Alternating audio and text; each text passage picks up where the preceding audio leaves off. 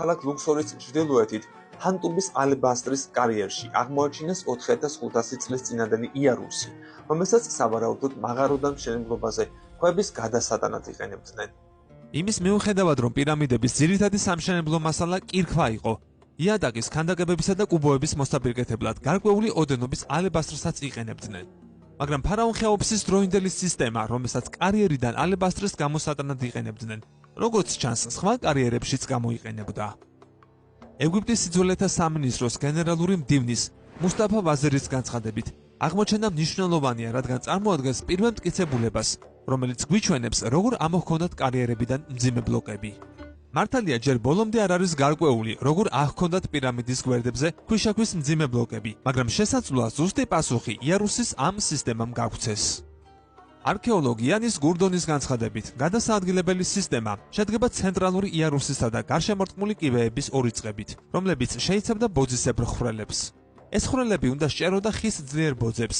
ალებასტრის ბლოკებს სავარაუდოდ ხის მარხილებზე აწყობდნენ და ბოძების ირგვლივ შემოხვეული თოკების სისტემა საბურავის მსგავსად მოქმედებდა, რათა გაეძლიერებინა ქვების გადაზიდვისათვის საჭირო ძალა 20 გრადუსიან ფერდობებზე.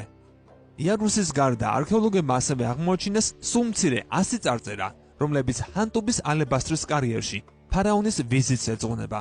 ასევე აღმოჩენილია კარიერის მუშების ქვის საცხოვრებლები. მოდი უფრო დეტალურად გავშალოთ მეცნიერების დიდი ნაწილის ვერსია, თუ როგორ იგებოდა პირამიდები. საკმაოდ ხშირად გვესმის და ძველი თაობის მეცნიერებიც არაერთხელ იმეორებენ, თუ ვინმე ამბობს, რომ იცის როგორ ააშენეს პირამიდები, ისინი აუცილებლად გადყვებენ. ჩემი აზრით ეს საკამათო მოსაზრებაა. ათასობით არქეოლოგმა, ინჟინერმა და ანთროპოლოგმა უკვე რამდენიმე ათწლეულია დადეს დასკვნა, თუ როგორ შენდებოდა უძველესი სამყაროს საოცრებები. პირამიდის 90% აგებულია ადვილად დასამუშავებელი კირქვით, რომლის კარიერიც მშენებლობიდან არც თუ ისე შორს მდებარეობდა. ეხერხებოდათ ძველ ეგვიპტელებს მშენებლობის ადგილის არჩევა, ისე რომ საძირკველი მყარი ყოფილიყო და მდინარესთან და კარიერთანაც წვდომა ქონოდათ. არქეოლოგებმა გიზას პლატოზე უამრავი სპილენძის სოლი აღმოაჩინეს. კონსპიროლოგებისთვის წითელ ზღვასთან ნაპოვნი პაპირუსი ნამდვილად დიდი დარტყმა იყო. 2013 წელს სუეციდან სამხრეთით დაახლოებით 180 კილომეტრში მსოფლიოში უძველესი პორტი აღმოაჩინეს, რომელიც ახლა ცნობილია ვადი ალ-ჯარფის სახელით.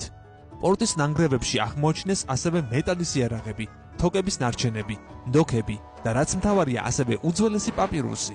4500 წლის პაპირუსი ხეფუს მეფობის 27 წლით თარიღდება. დაწერილია მერერის მიერ და დეტალურად აღწერს, რომ პირამიდის მოსაპირკეთებლად საჭირო ქვები ტურადან მიჰქონდათ, რომელიც დღეს თანამედროვე კაირომს თანთქა.